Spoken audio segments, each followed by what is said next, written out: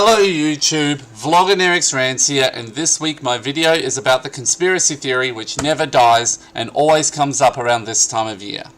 The war on Christmas. Basically, it's a conspiracy theory about how progressives, secularists, communists, Democrats, Jews, the Illuminati, or whoever is the malignant social force the far right wants to scapegoat, is bent on destroying Christianity and by extension the USA via a series of sly incremental steps that begins with downgrading Christmas to an unmentionable holiday. Of course, this is ironic as shit because Christmas has been adapted from a pagan tradition celebrating the solstice, which takes place only a few days before Christmas.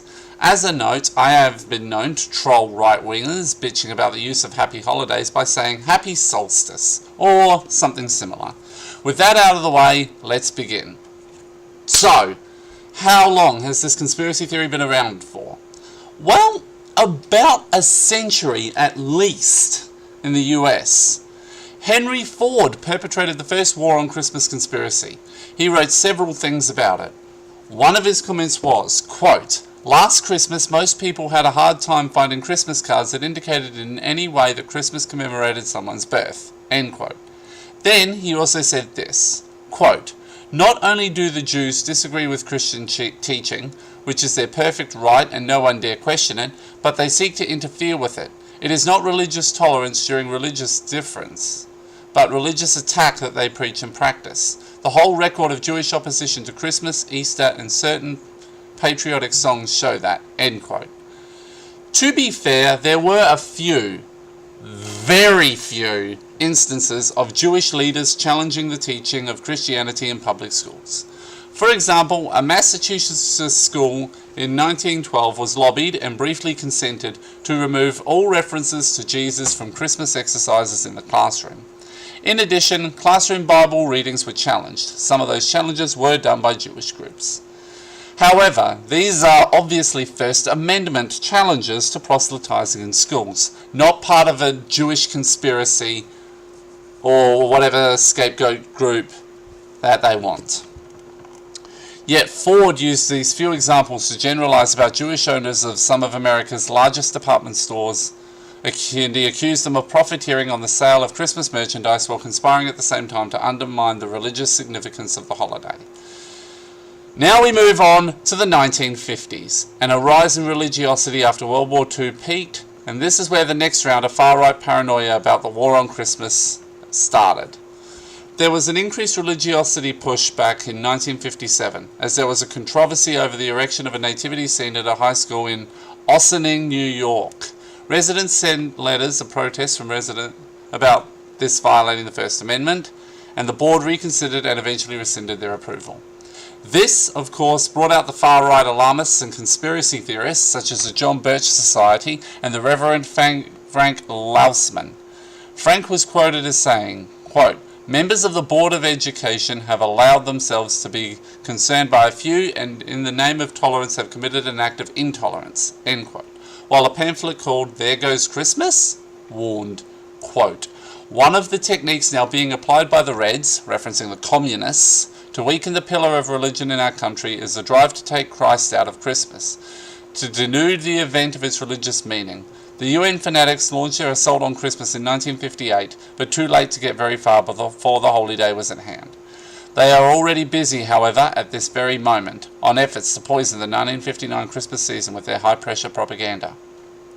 What they now want to put over on the American people is simply this. Department stores throughout the country are to utilize UN symbols and emblems as Christmas decorations." End quote. The next known time where the war on Christmas came up was between the 1970s and the 1990s, where the rise of recognition of America's growing ethnic and religious diversity, the rise of secularism, and the secularization of public spaces throughout the 80s triggered it. Some of the letters to newspaper editors complained that Merry Christmas was giving way to Happy Holiday, like the rhetoric in the 20s. In the modern day, so far, the earliest mention of the war on Christmas was Peter Brimelow, the founder of the far-right website VDare.com. In December 2000, it became ground zero for mentions of the war on Christmas, who said that the war was part of the struggle to abolish America. Part of his shtick was to publish annual compilations of the most egregious attacks on Christians. By the way, many of these examples will also be cited by the biggest progenitor of the war on Christmas, Bill O'Reilly, who has been ranting about the war on Christmas since 2004. At about the same time, another group joined the fray called the Committee to Save Merry Christmas, who used conspiracy theorizing not unlike Henry Ford, and said, quote, "Our purpose is to protest the fact that the big retailers profit from Christmas shopping dollars but refuse to mention the holiday by name." End quote. Both the committee and Bill O'Reilly called for a boycott of several major department stores until they reinstated the phrase Merry Christmas. The following year, John Gobson, a Fox News contributor, published a conspiracy theory book about how liberals are destroying the sacred Christmas holiday. Bill O'Reilly also extended his boycott calls to a bunch of other retailers, and a bunch of other groups, including the hate group, the American Family Association, joined the boycott, and eventually the retailers relented, and O'Reilly declared victory in 2006, although since then he has continued to peddle the war on Christmas conspiracy.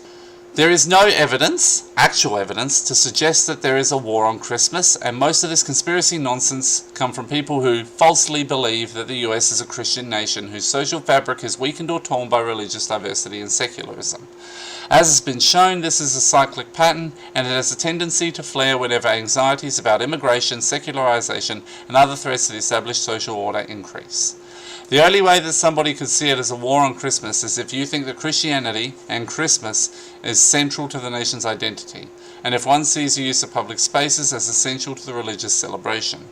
However, if you see the US as a secular nation, then one is unlikely to perceive Christmas as under attack, no more so than Yom Kippur, Ramadan, or any other religious tradition that goes largely uncelebrated in both public and commercial spaces.